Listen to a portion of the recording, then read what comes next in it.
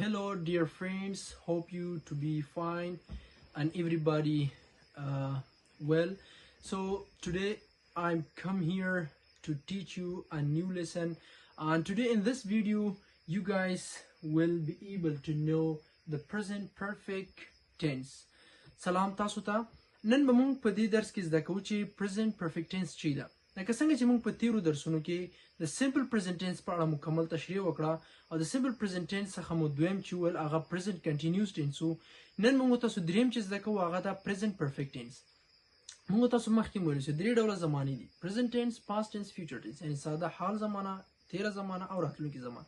هر یوه څلور برخې لري چې د مجموع کې 12 زمانې کې موږ تاسو د present indefinite tense چې ورته د شروع کیو.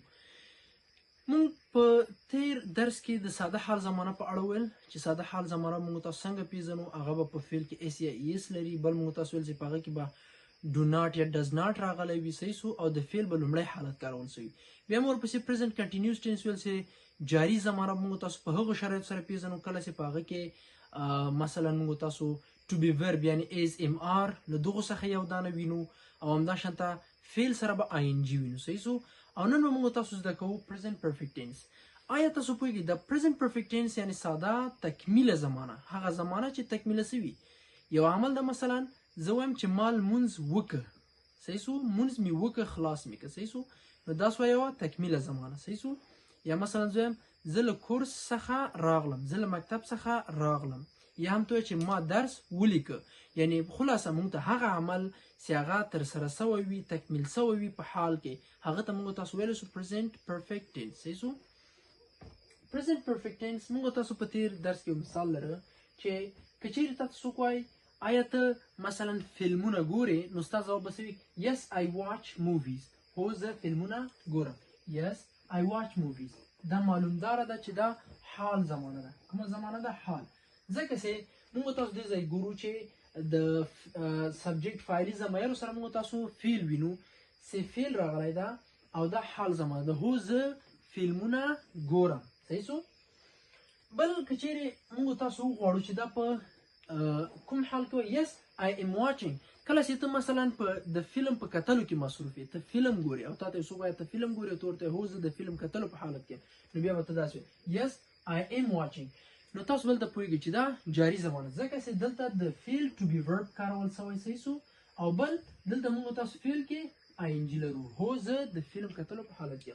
اما که چیرې موږ تاسو چې په کامله زمانه کې د کامله زمانې لپاره به موږ تاسو له have او has څخه کار اخلو، صحیح سو.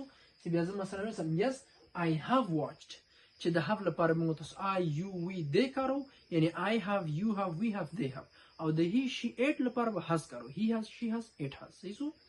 نو دا ډیر اسانه ده. اوس موږ تاسو دلته په present perfect tense کې یو مثال مالته ورکړی، he offers the pray، یعنی هغه کس یا هغه شخص لمونځ کوي.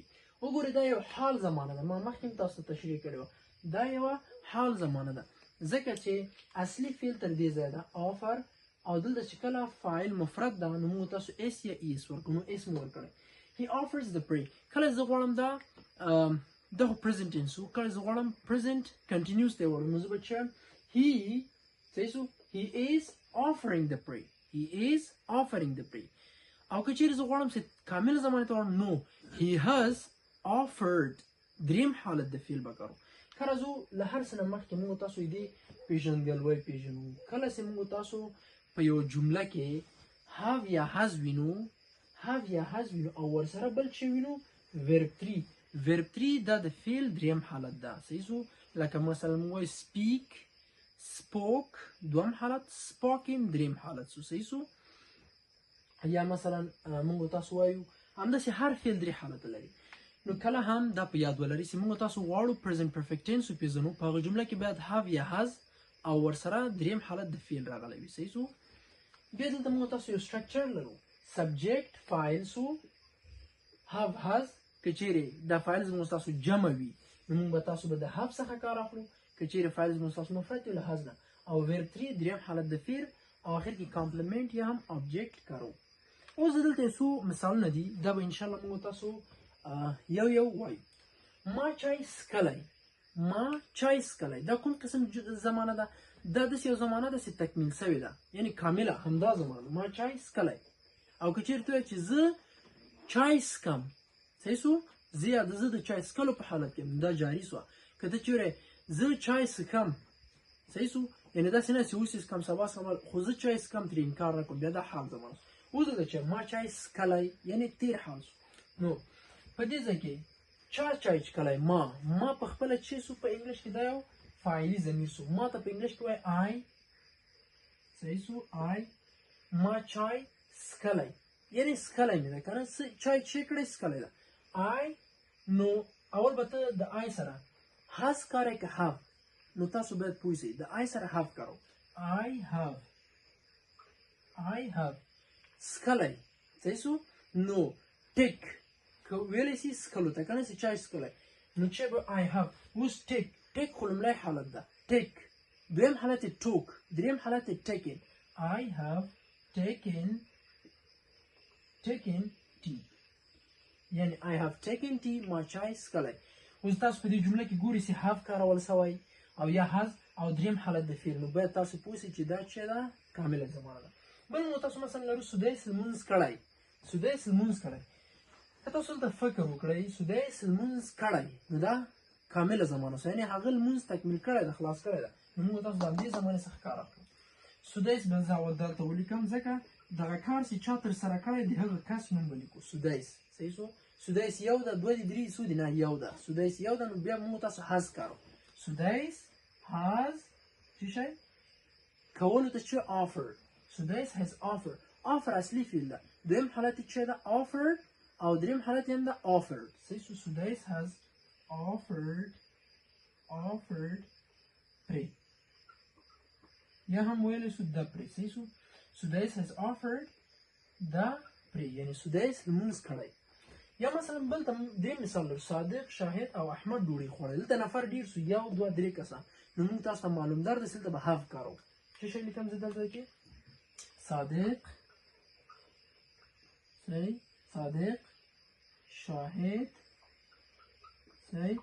and او احمد صحیح سو دا درې واړه مې ولیکل صادق شاهد and احمد څه کړي دي ډوډۍ خوړلې ده صحیح سو صادق شاهد and احمد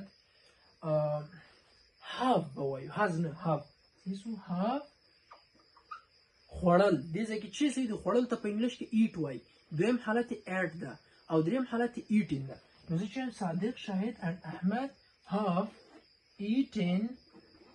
have eaten the meal یعنی سو صادق شاهد and احمد have eaten the meal صادق احمد شاهد دوی څه ده ډوډۍ خوړلې ده نو په هر حال سره انشاءالله چې درس ډیر اسانه ده فقط دومره پکار ده چې تاسو په دې پوه شئ پیژندګلوي د یو جملې حتما وکړئ ساده حال زمانه کې پیژندګلوي در تاسو ته ویل په جاری زمانه کې پیژندګلوي تاسو ته ویل چې څنګه یو جمله وپیژنئ دا کومه حالت کې ده او دا هم کله چې تاسو په جمله کې have یا has وینئ او ورسره څنګه کې verb 3 دریم حالت د فعل وینئ تاسو باید 100% پوه شئ چې دا کامله زمانه ده که چیرې تاسو زموږ د ګرامر تیر درسونه نه ولیدلي همدغه ځای کې زه تاسو ته په پورته او همداشانته لاندې ډسکرپشن کې زه لینک پرېږدم د ګرامر لومړی ویډیو چې زموږ سمپل پرزنټ ټینس په اړه ده د پرزنټ کنټینیوس ټینس په اړه ده او دغه ویډیو چې پرفیکټ ټینس ده انشاءالله بل ځل کې به موږ تاسو پرزنټ پرفیکټ کنټینیوس ټینس وایو چې هغه خلاصیږي بیا به پاست ټینس شروع کوو بیا به اخر کې فیوچر ټینس شروع کوو صحیح سو تر بیا زه تاسو ته ښې چارې ښې شیوې غواړم